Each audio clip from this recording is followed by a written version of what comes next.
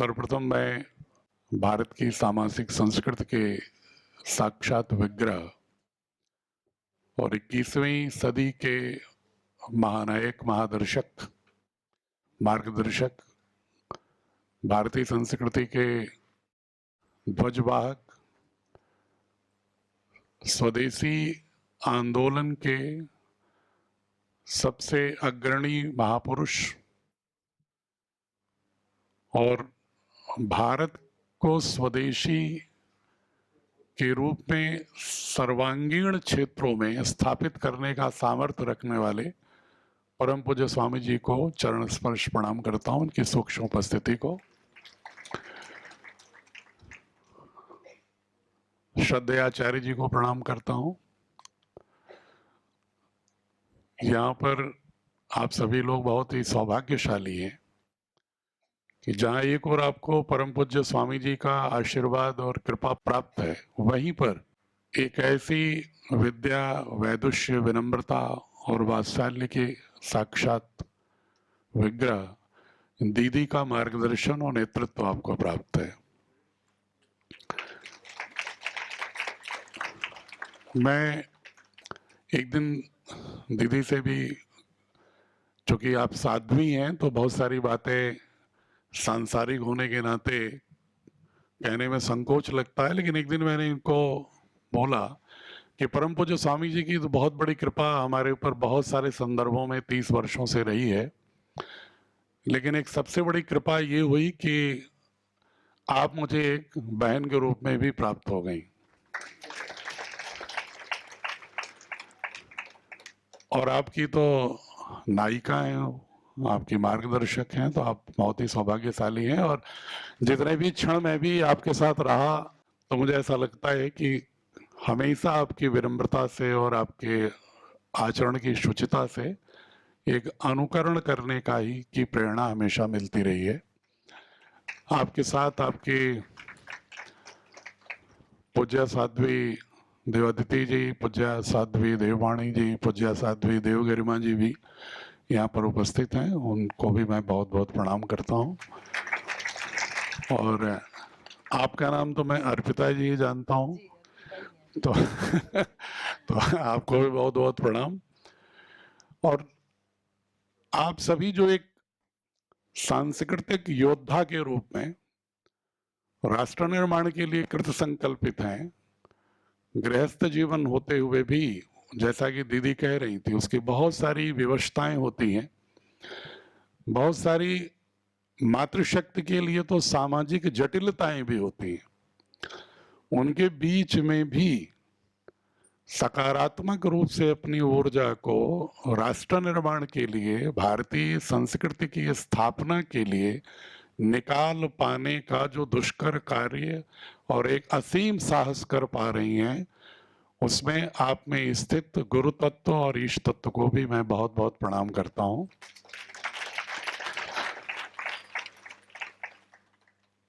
भारतीय शिक्षा बोर्ड की बात करने से पहले मैं पूरे भारतीय संस्कृति के पूरी यात्रा के उस ऋषि परंपरा को, ऋषिका परंपरा को भी प्रणाम करूंगा और उस विराट गुरुकुल परंपरा को भी प्रणाम करता हूं, जिसने सभ्यता और संस्कृति के प्रारंभिक काल में पूरे विश्व को शिक्षा के क्षेत्र में दिशा प्रदान की है। मैं बात जो सिर्फ भावना पर नहीं कह रहा हूं, आप ये कुछ तर्क मैं आपको दे रहा हूं। अगर आप भारतीय संस्कृति और शिक्षा बोर्ड की बात करेंगे तो बहुत सारे लोग 3 प्रश्न उठाएंगे आपसे। मैं सीधे सीधे उन विषयों पर आ रहा हूं जो विषय आपको, जब आप इसके प्रसार के लिए, भारतीय शिक्षा बोर्ड से जुड़ाव के लिए आप लोगों से वार्ता करेंगे तो निश्चित रूप से बहुत सारे लोग कुछ प्रश्न आपसे पूछेंगे, जिसमें एक बहुत मौलिक प्रश्न जो है वो आपसे पहला ये होगा कि भारतीय शिक्षा बोर्ड क्या वैधानिक बोर्ड है, क्या लीगल है, क्या उसकी वैधानिकता पर सवाल उठेंगे लोग। पहला ही, कोई भी आप जैसे अभिभावक हैं, आपको भी अपने बच्चे को किसी विद्यालय में पढ़ाना हो और विद्यालय भारतीय शिक्षा बोर्ड से जुड़ना चाहिए, जुड़ा है कि नहीं भारतीय शिक्षा बोर्ड से, तो भारतीय शिक्षा बोर्ड वैधानिक बोर्ड है कि नहीं, एक मन में आशंका होती है अभिभावक के भी कि कहीं ऐसा तो नहीं, वैधानिकता क्यों चाहिए उसे, बड़ा स्वाभाविक है, उसे चाहिए कि बच्चा जो हमारा पढ़ेगा वह बाद में हायर एजुकेशन के लिए, प्रवेश के लिए, एंट्री फॉर हायर एजुकेशन, उसके एडमिशन के लिए, प्रवेश के लिए ये सर्टिफिकेट बोर्ड का मान्य है कि नहीं है। या हमने शिक्षा बोर्ड में किसी बच्चे को दाखिला कराया और मान लीजिए ट्रांसफर की वजह से या किन्हीं अन्य कारणों से किसी को कहीं दूसरी जगह जाना हो, तो दूसरे बोर्ड के विद्यालय में फिर उसका प्रवेश हो पाएगा कि नहीं, जिसको कहते हैं इंट्रा बोर्ड माइग्रेशन, कि एक बोर्ड से दूसरे बोर्ड में किसी अपरिहार्य परिस्थिति में प्रवेश लेना हो। तो ऐसा तो नहीं जैसे आप पंजाब के हैं, हरियाणा के हैं और मेरे ख्याल से पश्चिमी उत्तर प्रदेश के, 3 प्रांतों से हैं आप, तो मान लीजिए किसी बच्चे के किसी कारणों से भारतीय शिक्षा बोर्ड का विद्यालय किसी एक जगह है और किसी दूसरी जगह नहीं है, क्योंकि एक प्रारंभिक बोर्ड है, अभी प्रारंभ हो रहा है, तो किसी दूसरी जगह पर अगर उसको अनुकूल दूरी पर भारतीय शिक्षा बोर्ड का विद्यालय नहीं मिला, तो क्या वो हरियाणा बोर्ड में, सीबीएसई में, पंजाब के माध्यमिक बोर्ड में, उत्तर प्रदेश के माध्यमिक बोर्ड में, आईसीएसई में प्रवेश पा सकेगा कि नहीं पा सकेगा? ये प्रश्न आपके मन में भी होगा कि नहीं है? एक स्वाभाविक सा प्रश्न होता है। तो इसके विषय में मैं पहले आपको स्पष्ट कर दूं कि भारतीय शिक्षा बोर्ड एक पूर्ण वैधानिक बोर्ड है। यह भारत सरकार द्वारा गठित बोर्ड है और पतंजलि योगपीठ को भारत सरकार ने कानूनी तौर पर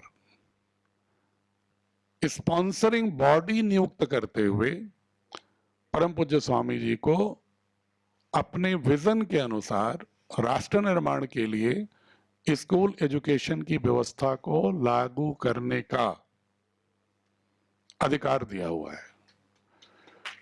तो पहली पंक्ति में यह है कि school education, national school education board, इसको लिख लीजिएगा, national school education board setup by government of India, authorized for purpose of functioning to the Patanjali Yogpeeth.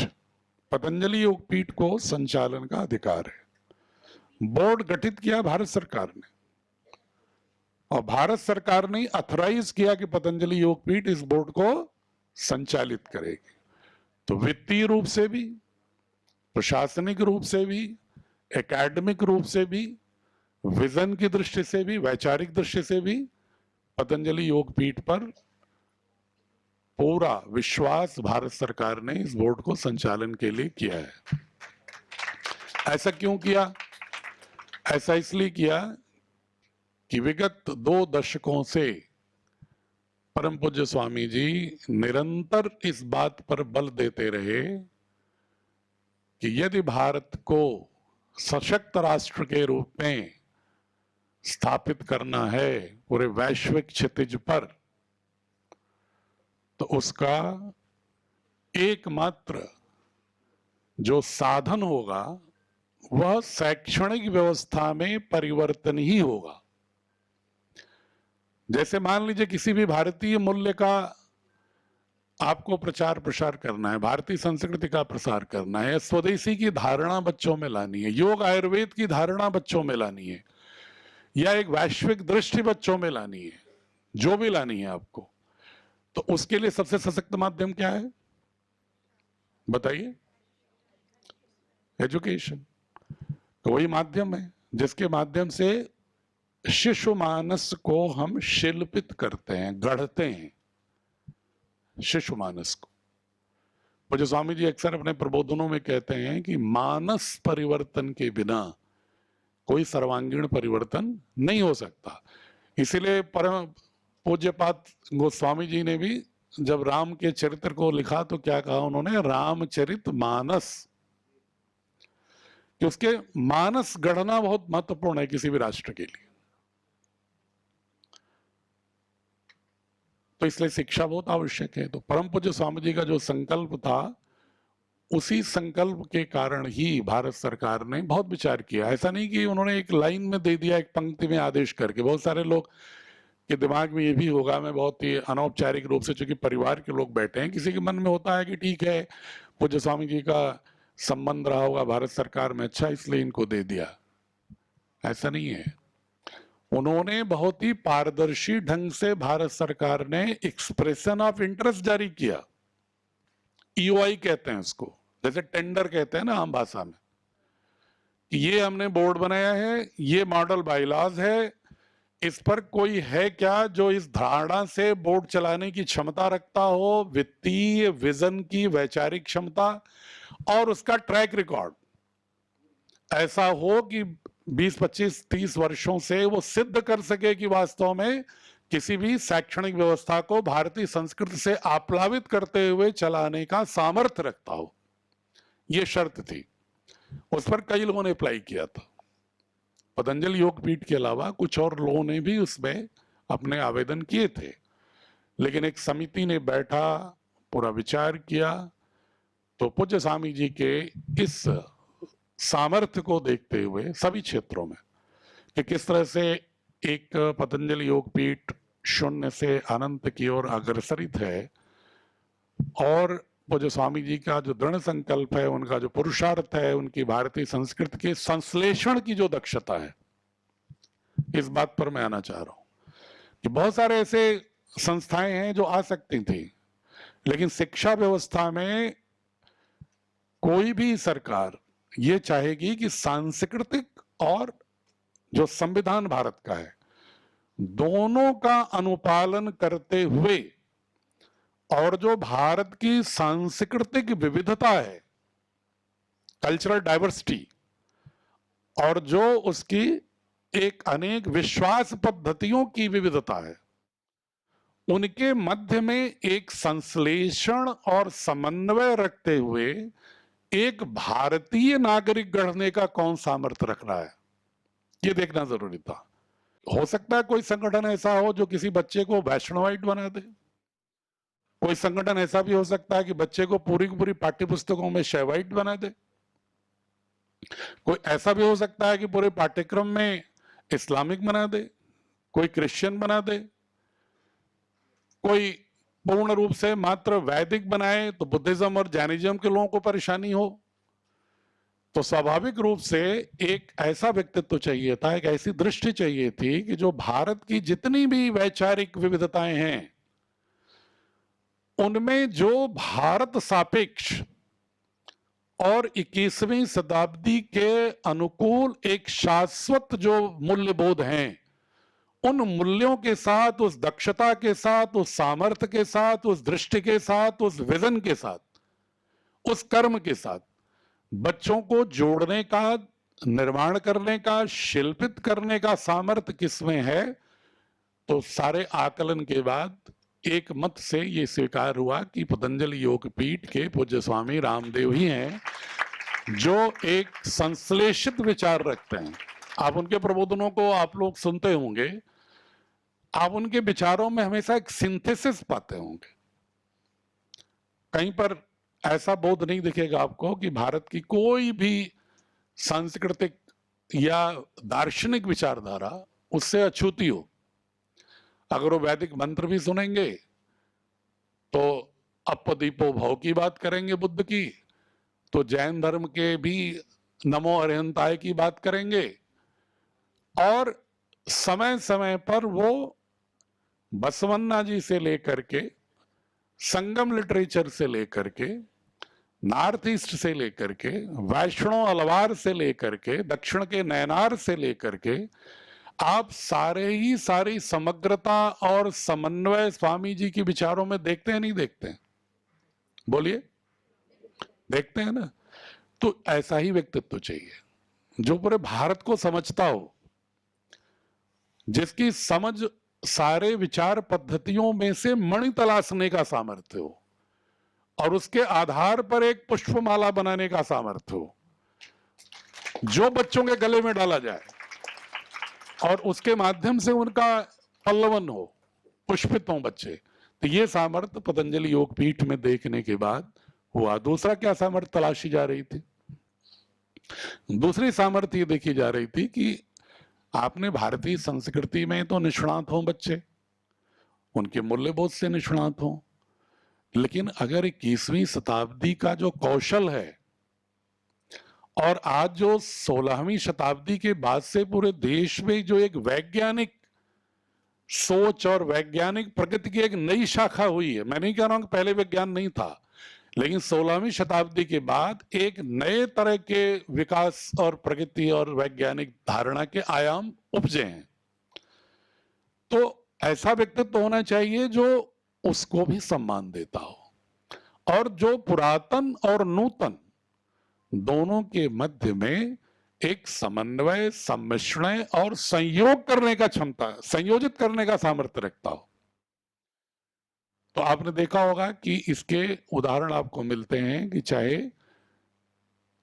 PRI हो या पूज्य स्वामी जी के जो पतंजलि वेलनेस सेंटर है, उसमें आपको अगर आयुर्वेद दिखता है, नेचुरोपैथी दिखती है, तो उन औषधियों का वर्तमान जो वैज्ञानिक इथिक्स है, साइंटिफिक प्रोटोकॉल है जो मेडिकल साइंस का, उसके तहत उनका प्रमाणीकरण और वैलिडेशन करने के बाद ही उस उपचार की पद्धति की बात स्वामी जी करते हैं। किसी मैजिक की बात नहीं करते हो।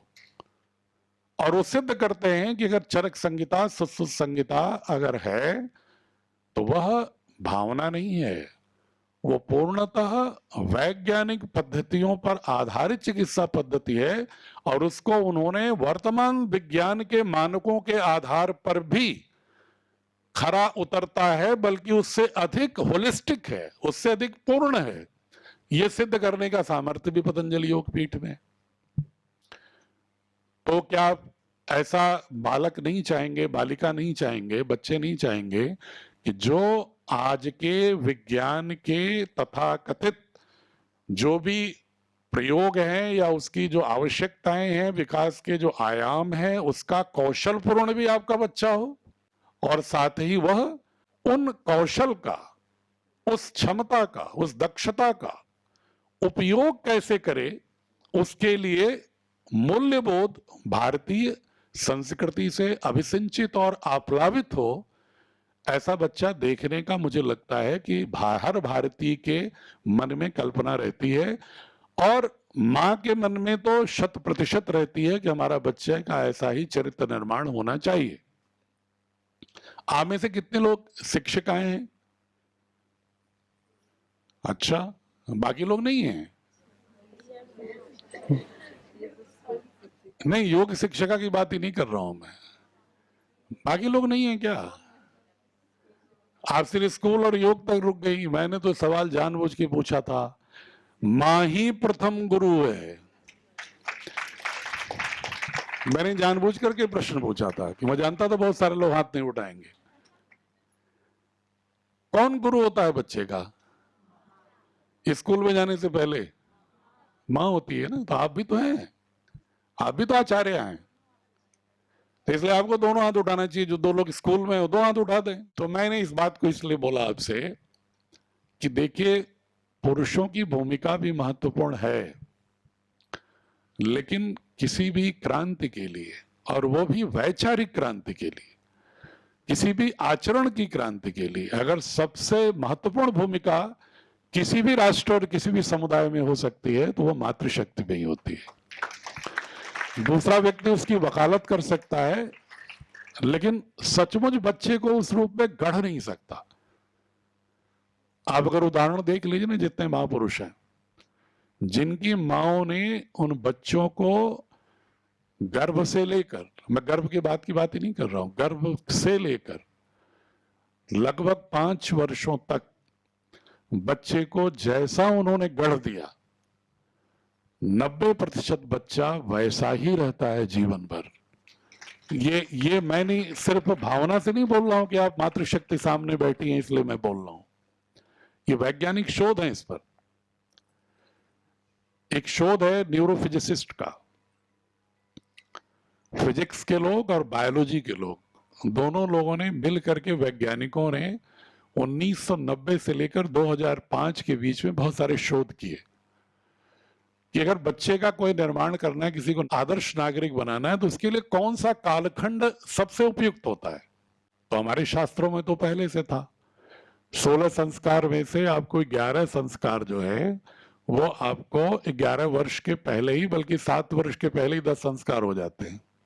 तो हमारे ऋषियों को तो पहले से बोध था इसका। लेकिन ये जो पाश्चात्य वैज्ञानिक थे, उन्होंने भी शोध करके समझना चाहा कि कौन सा कालखंड है, क्योंकि एक भ्रम ही होता था पाश्चात्य में कि जब बच्चा मैच्योर हो जाता है, परिपक्व हो जाता है, तभी वो अच्छी बातें या ज्ञान की बातें समझता है। लेकिन यह उनके शोध के आधार पर अब उलट गया, उनकी भी दृष्टि बदल गई। अब उनको भी लगने लगा कि ऐसा क्यों है कि बच्चा वैज्ञानिक तो हो जा रहा है, इंजीनियर हो जा रहा है, डॉक्टर हो जा रहा है, लेकिन वो लोक कल्याण के लिए, समाज का हित ऐसे नहीं हो रहा है, उसका चरित्र बिल्कुल भटक गया है, भ्रष्ट हो गया है, नष्ट हो गया, ऐसा क्यों हो रहा है, जबकि हम तो सारे ज्ञान की बातें उसे बता रहे हैं। शोध में आया कि जो कुछ भी अवचेतन का निर्माण होता है, सबकॉन्शियस का, जो जीवन भर एक, जैसे कंप्यूटर में सॉफ्टवेयर होता है ना, तो हमारा ये जो सॉफ्टवेयर है, जो सबकॉन्शियस, ये डेवलप हो जाता है 90% 14 वर्ष की उम्र तक,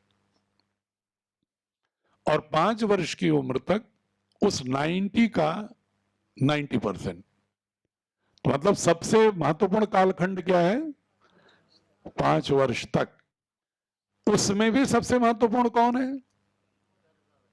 9 महीना, जो बच्चा गर्भ में होता है।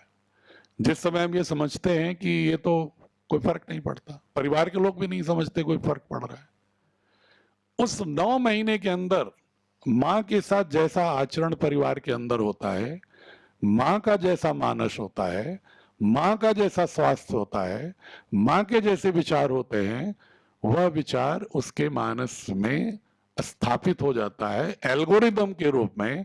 बाकी इमारत खड़ी की जा सकती बाद में, लेकिन नींव वहां बन जाती है।